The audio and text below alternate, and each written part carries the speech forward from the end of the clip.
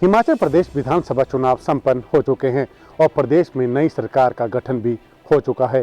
Congress party 40 सीटों के साथ हिमाचल प्रदेश में सरकार बनाने में सफल हुई है। वहीं यहाँ पे बात की जाए तो मंडी जिला की, तो यहाँ पर सुंदरनगर विधानसभा क्षेत्र एक त्रिकोणीय यहाँ पे मुकाबला देखने को मिला। यहाँ से भारतीय जनता पार्टी के प्रत्याशी राकेश जम्वाल विजेता रहे और निर्दलीय प्रत्याशी के रूप में अभिषेक ठाकुर भी यहाँ पे चुनावी मैदान में रहे, लेकिन वो जीत का यहाँ पे सफर पूरा नहीं कर सके। इसको लेकर हमारे साथ बातचीत के लिए यहाँ पे मौजूद हैं अभिषेक ठाकुर। सर, आपका स्वागत है। सर नमस्कार, सर, चुनाव हिमाचल प्रदेश में हुए, सर किस तरह से चुनाव लड़ा सर आपने? देखिए, सुंदरनगर विधानसभा का चुनाव जो त्रिकोणीय मुकाबला था और पूरे दमखम के साथ हमने इस चुनाव को लड़ा। कार्यकर्ताओं में काफ़ी जोश था और अच्छी फाइट हमने दी है। निर्दलीय चुनाव लड़ना बहुत मुश्किल काम है। पार्टी का तो संगठन होता है, चाहे कांग्रेस का है चाहे भारतीय जनता पार्टी का है, लेकिन हमने अपने दम पर ये चुनाव लड़ा है और लगभग 15,000 के लगभग वोट हमने यहाँ से लिए हैं।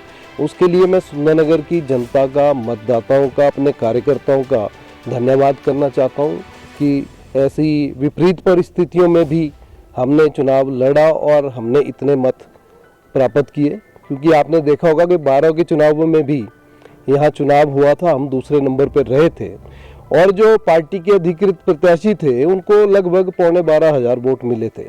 लेकिन मैं सुंदरनगर की जनता का धन्यवाद करना चाहता हूँ कि उन्होंने मुझे भी फिर भी अच्छे मत दिए हैं, ये मैं कहना चाहता हूँ। सर, यहाँ पे विधानसभा चुनाव हो, सर क्या कारण रहे हैं सर जो हार के रहे हैं सर आपके? देखिए, जहाँ जिस पार्टी की सत्ता होती है प्रशासन भी उनके साथ रहता है और यहाँ पे प्रशासन ने भी काफ़ी धांधली की है, ये मैं मानता हूँ।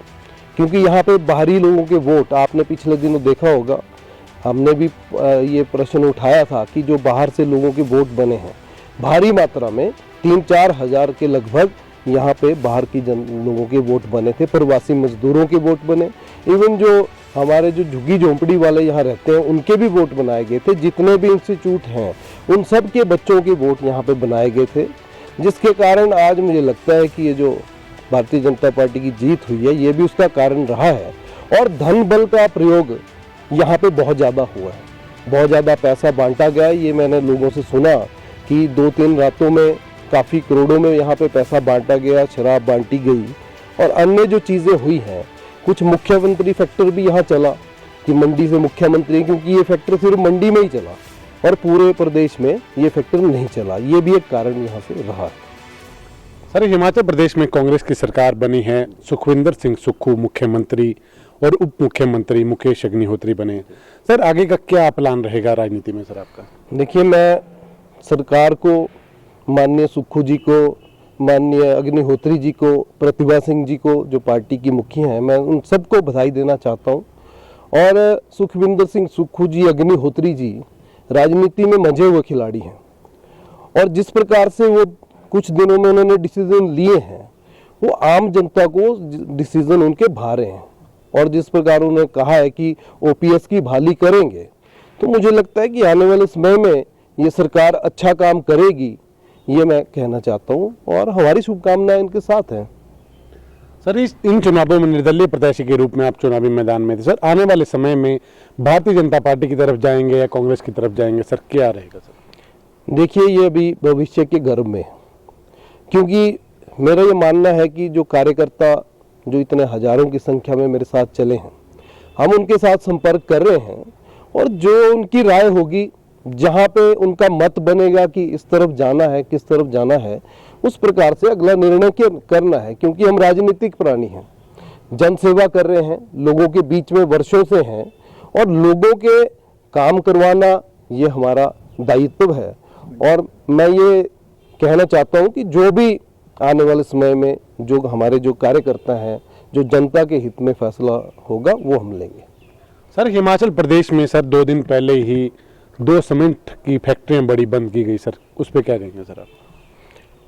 सीमेंट के कारखाने जहां से लाखों लोगों को रोजगार का विषय जुड़ा है, मैं सरकार से भी ये आग्रह करना चाहूँगा कि सरकार इसमें इंटरवीन करे और जो लाखों लोग जिनका भविष्य अधर में है उनको लाभ उससे मिले।